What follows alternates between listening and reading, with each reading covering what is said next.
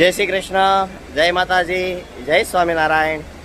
આપણે આવી ગયા છીએ એરપોર્ટ ઉપર અને આવતીકાલે સવારમાં આપણી વહેલી ફ્લાઇટ છે સાઉથ આફ્રિકાની, જોહાનિસબર્ગ જઈએ છીએ અને બિલકુલ એરપોર્ટ ઉપર ઊભો છું આપ સર્વને યાદ કરું અને મારી બિલકુલ પાછળ તમે જોશો તો આપણા દેશનો તિરંગો છે અને એને જોઈને આજ મનમાં એક ભાવ આવ્યો। આપણે એને જોઈને તો એકદમ આનંદ થાય કે સારે જહાં સે અચ્છા હિન્દુસ્તા હમારા। બધી જગ્યાએ જ્યાં જઈએ પણ તિરંગાને જોઈ તો મનમાં આનંદ થાય। પણ માતાજીની કૃપાથી, ભગવાનની કૃપાથી આપણને અલગ અલગ દેશમાં દર મહિને, દર 15 દિવસે ભગવાનના સત્સંગ કરવા જવાનો, ગુણગાન ગાવા જવાનો વારો લાભ મળે છે। ત્યારે અલગ અલગ દેશમાં જઈએ, જ્યાં જઈએ ત્યાં હરિના ગુણ ગાઈએ અને હરિના ગુણ ગવડાવીએ। આપ સર્વને રાધે રાધે, જય શ્રી કૃષ્ણ।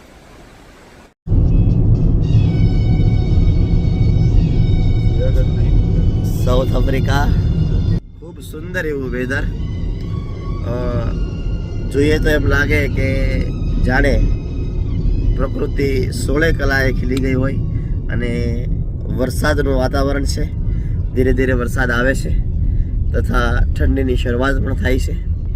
આપ સર્વને યાદ કરીએ, રાધે રાધે, જય શ્રી કૃષ્ણ। જય શ્રી કૃષ્ણ, જય સ્વામિનારાયણ। આવી ગયા છીએ સન સિટીની અંદર, જ્યાં આપણે વર્ષોથી આવતા રહીએ છીએ। જ્યારે પણ સાઉથ આફ્રિકામાં આપણી કથા હોય, પૂજા હોય તો આપણે અહીંયા આવીએ છીએ। જો ખૂબ સુંદર એ જ જગ્યા હતા, એ જ પ્રમાણે સુંદર એવો નજારો અને હાથીનો, જે તમને ખબર છે હાથી આપણને બહુ જ ગમે, તો હાથીનો સુંદર એવો નજારો અને ખૂબ સુંદર એવું, અને આ ચિત્તો છે આખો બનાવેલો છે અને ત્યાંથી જો ધુમાડો ને બધું નીકળે એ રીતે। અને જ્યારે પણ અહીંયા આવીએ આપ સર્વને યાદ કરીએ કે ભગવાન દ્વારકાધીશને પ્રાર્થના કે જે પણ આ વિડીયો જોઈ રહ્યા છે બધાને આવી સુંદર એવી યાત્રાઓ કરાવે અને ભગવાન આપની સાથે રહે। રાધે રાધે, જય શ્રી કૃષ્ણ। શ્રી કૃષ્ણ, રાધે રાધે। અત્યારે અમે જઈએ છીએ જ્યાં મુખવાસી હતા ત્યાંથી જઈએ છીએ સેન્ચુરિયન, અને આજે સાઉથ આફ્રિકામાં વાતાવરણ એટલું બધું સુંદર છે।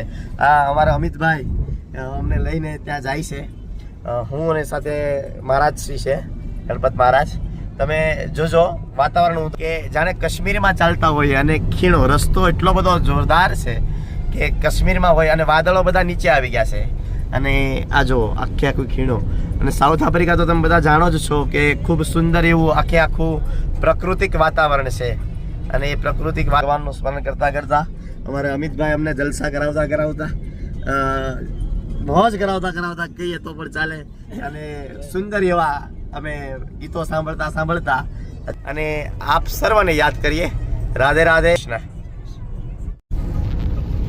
જય હો દ્વારકાધીશ કી જય હો।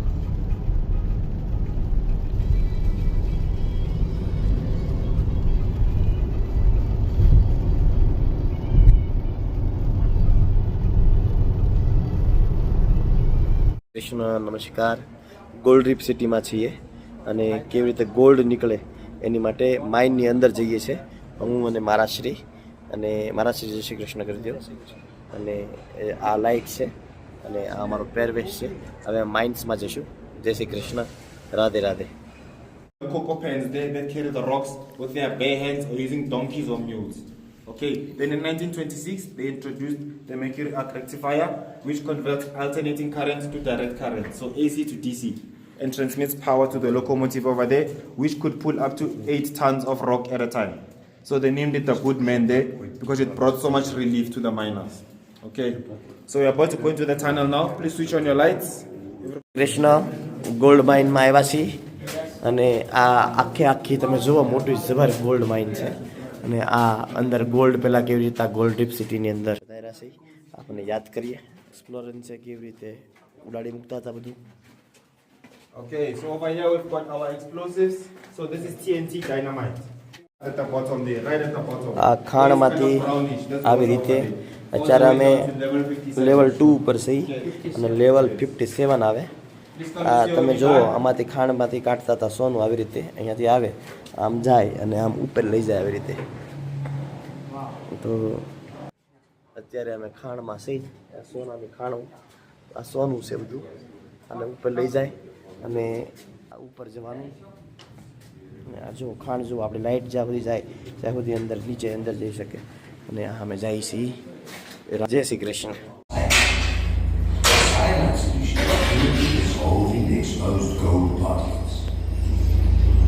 Next, you see them add zinc to the tank, causing another chemical reaction. The zinc, gold કેવી રીતે નીકળશે? it's setting the gold free. Now you see the filter press filtering the gold. But the gold still looks like black mud. And then you watch as it pours into the form. Watch it being smelt. You feel it. 1062 degrees Celsius. It's hot. Hot. Hot. The gold is melting. નમસ્કાર. હાય. Hello. This is the when KG. हमसे तो हाथ से पीनी. This is the real girl. 12.5 kilo છે આનું વજન. અને અહીંયા એક ઓફર એવી છે કે 2 આંગળીથી તમે ઉંચકી દો તો આ 12.5 કિલોની સોનાની ઈંટ તમારી. પણ 2 આંગળી છોડો આ 10 2 હાથે કરીને તોય આપણે તે હલે નહીં. આ એવી સોનાની ઈંટ છે. દ્વારકાધીશને પ્રાર્થના તમને બધાને આવી સોનાની ઈંટ આપે. જય Dwarkadhish. Thank you boss, thank you.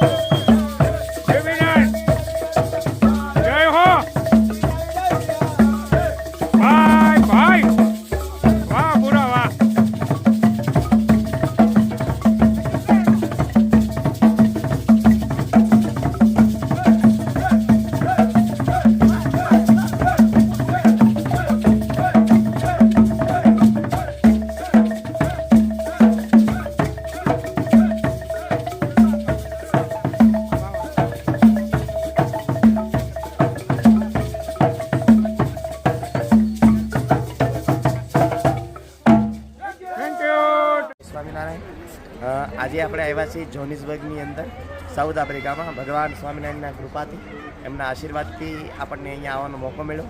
અહીંયા 3 દિવસની શિબિર છે. તો એ શિબિરની અંદર આપણને અહીંયા આવવાનો ખૂબ સુંદર એવો લાભ મળ્યો છે, સેવા મળી છે.